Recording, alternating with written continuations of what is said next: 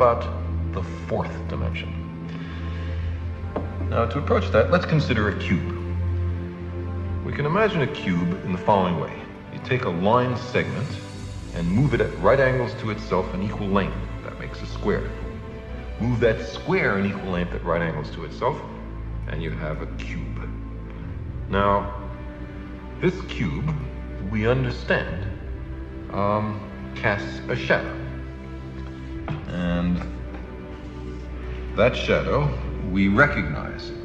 It's, ordinarily drawn in third grade classrooms as two squares with their vertices connected. Now, if we look at the shadow of a three-dimensional object in two dimensions, we see that, in this case, not all the lines appear equal.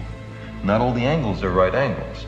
The three-dimensional object has not been perfectly represented in its projection in two dimensions, but that's part of the cost of losing a dimension in the projection.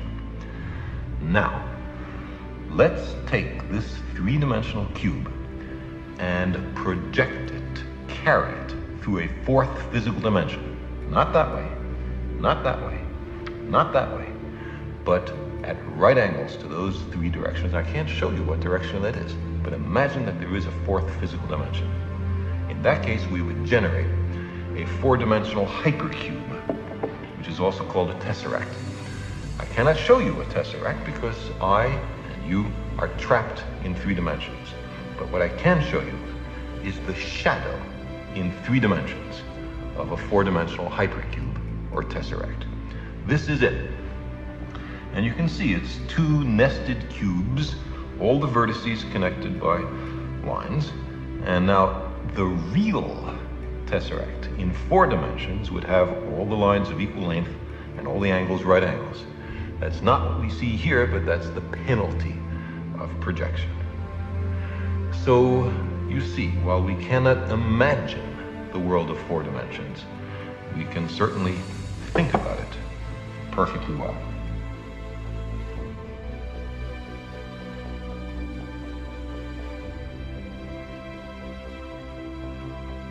In the 1940s, an Austrian immigrant to America and refugee from Nazi Germany, Dr. Wilhelm Reich, made the scientific discovery of a previously unknown energy existing in the atmosphere, in space, and within living organisms. Discovered accidentally, Dr. Reich eventually demonstrated this blue glowing energy to charge up and radiate from microorganisms, plants, animals, and humans. This energy also existed in a free form within the open atmosphere and in high vacuum. He called this energy the orgone. Orgone energy, as Dr. Reich discovered, was synonymous with life energy, long postulated by scientists and accepted as fact by ordinary people from around the world. Orgone energy could be gathered in its free form directly from the atmosphere using a device he later called the orgone energy accumulator. A simple enclosure resembling a large hollow capacitor, composed of alternating layers of special insulators and conductors. The orgone accumulator allowed a high charge of the orgone to collect inside itself, facilitating its direct study and revealing many of its properties. Dr. Reich observed the orgone energy charge in the human biosystem was expressed in emotion and sexuality and could be measured bioelectrically. A person's overall vitality and aliveness was a function of human and atmospheric orgone charge and pulsation, and this could often be increased by sitting inside the orgone accumulator. Orgone charge of the tissues was a fundamental component of the immune system, as revealed in the bioelectric charging of red blood cells. The orgone accumulator was found to boost the immune system of people who sat inside them for periods of approximately 30 minutes a day over many days, and to thereby promote health and reduce the symptoms of some diseases. So incredible were the healing effects of the orgone accumulator that Dr. Theodor Wolff, a pioneer in psychosomatic medicine and associate of Dr. Reich, called the orgone accumulator the most important discovery in the history of medicine, bar none. Another German physician has stated, Failure to use the orgone accumulator in the treatment of severe burns constitutes medical malpractice. Dr. Reich observed the orgone energy had a blue color, and he reasoned the Earth was surrounded by an envelope of blue glowing orgone energy. He observed the streaming of protoplasm in the cells, and movements of smooth muscle tissue bore a resemblance and functional similarity to the movements of streaming cloud patterns and to the illuminating an animal-like aurora phenomenon. This was years before high-altitude aircraft discovered the atmospheric jet streams, and more than a decade before the astronauts returned color photos of the Earth's blue-glowing atmosphere. Dr. Reich reasoned that both the hurricanes and galaxies were created and put into motion by superimposing streams of orgone energy in a cosmic dance similar to the sexual attraction between male and female. He demonstrated the existence of orgone energy in deep vacuum tubes, which also glowed blue when charged up inside orgone energy accumulators.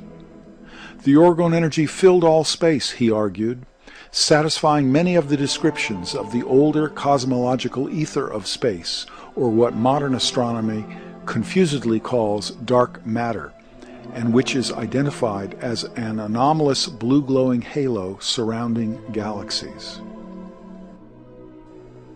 Even more controversial, Dr. Reich developed a method to run small motors with the orgone energy.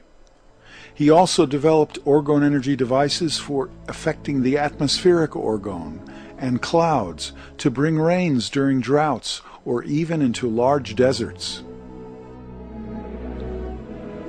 Dr. Reich demonstrated this same life energy, or orgone energy, in a number of carefully controlled experiments, too much to report in this short video, which allow us to make these short summary statements with reasonable scientific certainty.